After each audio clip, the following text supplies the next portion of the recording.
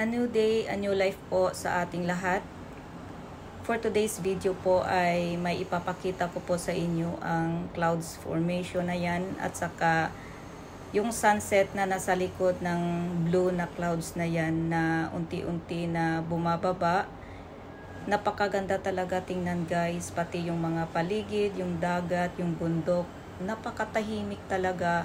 Parang gusto natin na dyan tayo para tahimik lang ang pakiramdam natin na walang problema, walang iniisip na worry sa ating buhay. Yun guys, tingnan natin yung clouds na nasa taas, ang puting clouds na yan parang water spout. And then sa likod ng blue na clouds na yan, maganda talaga ang kung tingnan natin yung sunset na yan, yung reflection niya, yung reflection niya sa clouds, napakaganda tingnan.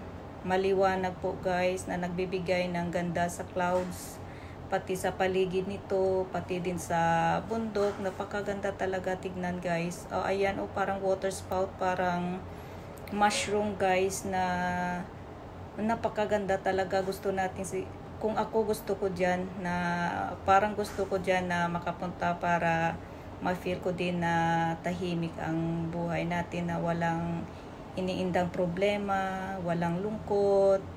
Kaya gusto nating mapag-isa dyan sa lugar na yan. Ayan guys, napakaganda talaga. Unti-unti na natatabunan ng clouds yung sunset na yan, na nasa likod ng clouds. Yung reflection niya talaga, yung sa mga clouds na yan ay napakaganda.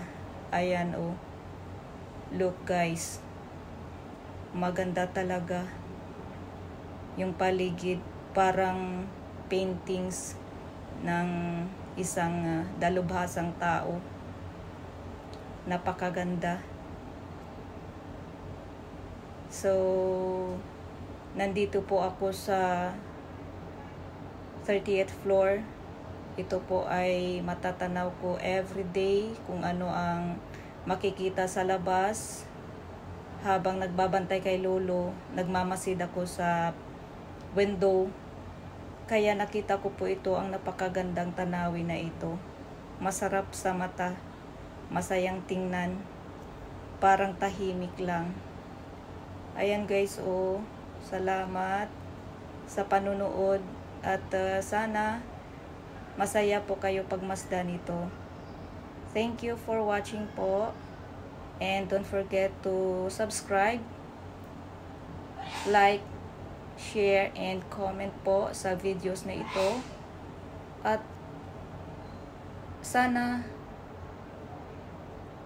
samahan nyo ako sa pagmuni-muni sa look ng video na ito guys. Napakaganda talaga ng clouds formation na yan, especially ang sunset na nagbibigay ng ganda sa paligid.